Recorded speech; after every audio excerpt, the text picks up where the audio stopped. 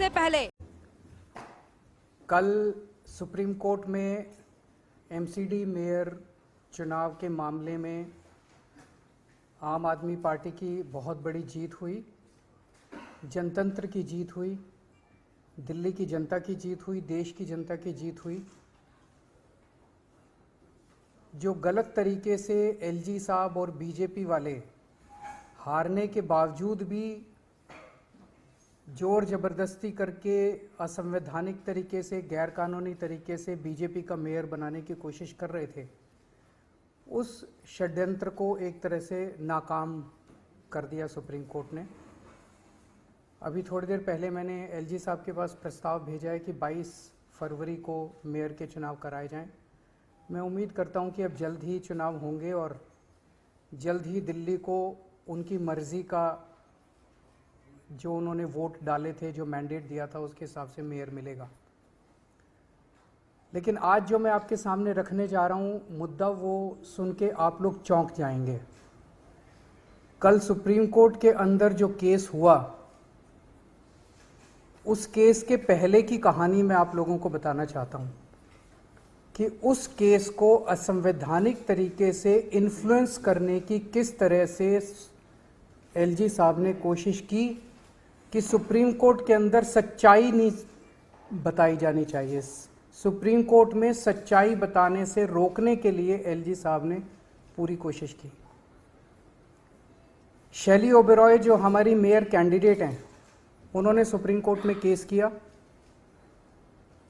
उस केस में उन्होंने दिल्ली सरकार और एलजी दोनों को अलग अलग पार्टी बनाया, क्योंकि दोनों के व्यूज अलग अलग थे। एलजी साहब ने कुछ कदम उठाए थे जो दिल्ली सरकार के मुताबिक असंवैधानिक थे, गैरकानूनी थे। तो शैली ओबेरॉय ने दिल्ली सरकार को, एलजी को अलग अलग पार्टी बनाया। दिल्ली सरकार ने यूडी सेक्रेटरी को आदेश दिए कि इस केस में गौतम नारायण को दिल्ली सरकार की तरफ से वकील नियुक्त किया जाए। दिल्ली सरकार की अपनी मर्जी है कि वो किसी को भी वकील बना सकती है। एलजी साहब ने 9 फरवरी की रात को, मुझे याद है कि अगले दिन केस था, 9 फरवरी की रात को यूडी सेक्रेटरी को ये आदेश जारी किया। इसकी कॉपी हम लोगों ने आपको भेज दी है।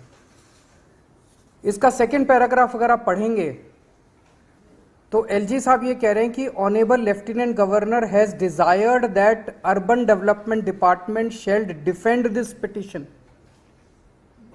उन्होंने कहा, एलजी साहब ने, कि पहली चीज, आप मेरा वकील ही दिल्ली सरकार का वकील भी लगाइए।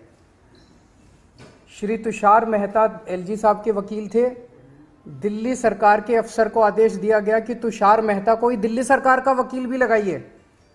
तेरा वकील तो तेरा वकील भी मेरा वकील और मेरा वकील भी मेरा वकील। मतलब ये तो दुनिया के इतिहास में पहली बार हो रहा होगा कि दो अपोजिंग पार्टियां, दोनों अपोजिंग पार्टी का वकील एक ही होगा। तेरा वकील भी मेरा वकील और मेरा वकील भी मेरा वकील। तुषार मेहता दिल्ली सरकार का वकील और तुषार मेहता जो है वो एलजी का भी वकील। फिर इसमें लिखा है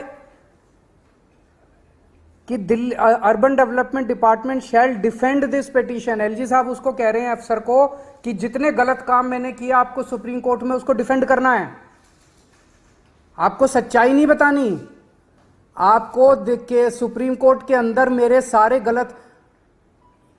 गलत कामों को डिफेंड करना है। एक किया। दूसरा आदेश, you should engage the services of Shri Tushar Mehta. मेरा वकील तुषार मेहता है, तुम भी तुषार मेहता को करो, तुम अपना वकील गौतम नारायण को मत करो। और तीसरा कहते हैं, counter affidavit has been file, कि तुम वहां क्या बोलोगे ये भी मैं तय करूंगा। तुम्हारा वकील ऑपोजिट पार्टी, दो पार्टियां कोर्ट में हैं। एक पार्टी अपनी दादागिरी, अपनी गुंडागर्दी, अपने पद का दुरुपयोग करके दूसरी पार्टी को कहती है कि तेरा वकील भी मैं तय करूंगा, तेरी सबमिशंस भी मैं तय करूंगा और तू मेरे पक्ष में बोलेगा। ये तो इन्होंने, ये क्या है?